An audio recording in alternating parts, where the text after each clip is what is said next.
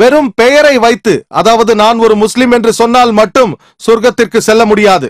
பெயரை மாற்றிக்கொள்ள வேண்டும் என்பது நிர்பந்தம் இல்லை. கிரீன் என்ற பெயர் முஸ்லிம் பெயர் அல்ல, அதனால் அவர் சொர்க்கத்திற்கு செல்ல மாட்டார் என்று அர்த்தம் அல்ல. சொர்க்கத்திற்கு செல்ல பிரார்த்திப்போம் இன்ஷா அல்லாஹ். அவர் மாறிவிட்டார், அவர் கிறிஸ்தவராக இருந்தார். பெயர் அல்ல, செயல்கள் தான் சொர்க்கத்திற்கு அழைத்து செல்லும். நம்பிக்கை, நற்செயல்கள், சத்தியத்தை உபதேசிப்பது, பொறுமை கொண்டும் ஒருவருக்கு ஒருவர் உபதேசிப்பது, உங்கள் செயல்களும் நம்பிக்கையும் இவைகள் எல்லாமே சரியாக இருந்தால் இன்ஷா அல்லாஹ் எந்த மனிதனும் சொர்க்கத்தை அடைவான். உங்கள் கேள்விக்கு இதுதான் பதில். அடுத்த கேள்வியை நீங்கள் கேட்கலாம் சகோதரர். உங்கள் பெயர் மற்றும் தொழிலை சொல்லுங்கள். என் பேரு ராஜாஜி. நியூ காலேஜ்ல ஃபர்ஸ்ட் இயர் எம்ஏ படிக்கிறேன்.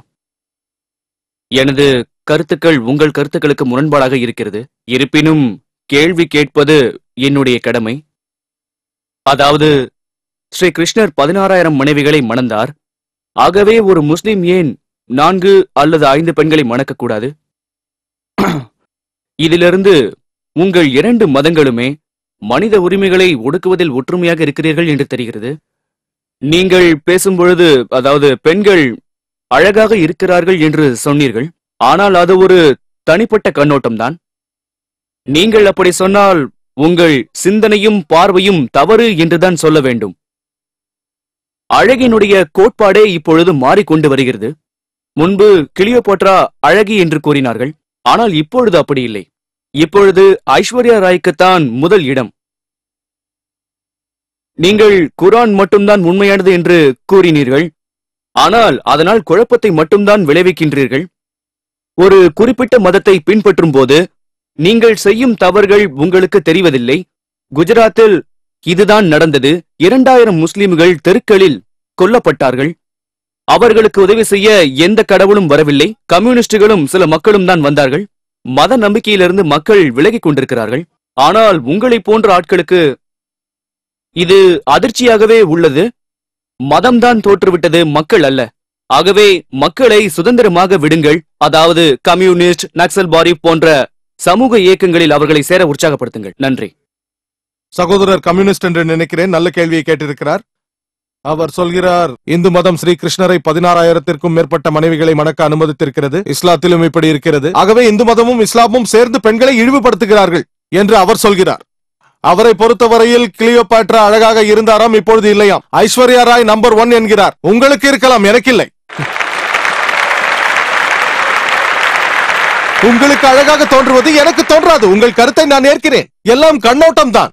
உங்களுக்கு ஐஸ்வர்யா ராய் நம்பர் 1 தெரியலாம், ஆனால் எனக்கு அப்படி இல்லை. ஆகவே சகோதரரே, ஒவ்வொருவரின் கண்ணோட்டமும் வேறு விதமாக இருக்கும். நான் உதாரணமும் கொடுத்தேன். அமெரிக்காவில் நாகரிகமாக தெரிவது இங்கு அநாகரிகம், இங்கு நாகரிகமாக தெரிவது அங்கு அநாகரிகம். யார் முடிவு செய்வது? ஒரு மனைவிக்கு மேல் மணப்பது பெண்களை இழிவுபடுத்துவது என்று நீங்கள் நினைத்தால் உலகத்தில் உள்ள லட்சக்கணக்கான பெண்களை நீங்களா பாதுகாப்பீர்கள்? யார் கவனிப்பது? உங்கள் கம்யூனிஸ்ட் இயக்கம் பார்த்துக் கொள்ளுமா? அல்லாஹ் இந்த திருக்குரானில் மனித இனத்திற்கான பிரச்சனைக்கு தீர்வை சொல்லியிருக்கிறார். அந்த தீர்வை உங்களால் ஏற்றுக்கொள்ள முடியவில்லை. நான் உங்களை பார்த்து ஒரு கேள்வி கேட்கிறேன். இன்று லட்சக்கணக்கான பெண்கள் ஆண்களை விட அதிகமாக இருக்கிறார்கள். அவர்களை யார் பாதுகாப்பார்கள்? ஒவ்வொரு மாதமும் உதவித்தொகை கொடுக்கலாம், ஆனால் அது மட்டுமே அவர்களுக்கு போதாது. ஒரு ஆணிற்கும் பெண்ணிற்கும் இடையில் உள்ள பாலியல் உறவு இயற்கையானது. திருக்குரானில் அல்லாஹ் சொல்கிறான், சூரா ரூமில் அத்தியாயம் 30 வசனம் 21, அவர்களிடையே அன்பை ஏற்படுத்தி இதயங்களை இணைக்கிறோம். நான் ஒரு மருத்துவன், எனக்கு நன்றாக தெரியும். ஒரு பெண்ணால் வாழ்க்கை முழுவதும் கன்னியாகவே இருக்க முடியாது. அது சாத்தியமும் இல்லை. என்ன செய்ய போகிறீர்கள்? அவர்கள் நிலை என்ன? விபச்சாரத்தில் ஈடுபடுவார்கள். உங்கள் கம்யூனிசம் அவர்களுக்கு என்ன செய்யும்? இதற்கு தீர்வு என்ன? தீர்வே இல்லை. நம்மை படைத்த அல்லாஹ் தீர்வு கொடுத்திருக்கிறான், ஆனால் அதை உங்களால் ஏற்றுக்கொள்ள முடியவில்லை. ஆகவே சகோதரரே, நீங்கள் அதையும் விட சிறந்த தீர்வை கொடுங்கள். உங்களால் அது முடியுமா? இஸ்லாத்தில் ஒரு மனைவிக்கு மேல் மணக்க வேண்டும் என்பது கட்டாயம் அல்ல. 4 மனைவிகள் என்பது கட்டாயம் அல்ல. 4 மனைவிகள் வைத்திருக்கும் எந்த இந்திய முஸ்லிமையும் எனக்கு தெரியாது. வெளிநாட்டில் சில முஸ்லிம்கள் மனம் முடித்திருக்கிறார்கள். இது ஒரு நல்ல தீர்வு என்பதை நீங்கள் எண்ணி பார்க்க வேண்டும். எல்லோராலும் ஒரு மனைவிக்கு மேல் மணக்க முடியாது. எல்லோராலும் முடியாது. ஆனால் மனைவிகளை சமமாக நடத்த தகுதி உள்ள ஆண்களுக்கு அல்லாஹ் அனுமதி அளித்துள்ளான். அவர்கள் சமமாக நடத்தினால் உங்களுக்கு என்ன பிரச்சனை? எனக்கு புரியவில்லை. இது எப்படி இழிவாகும்? இது மேம்படுத்துவதாகும்.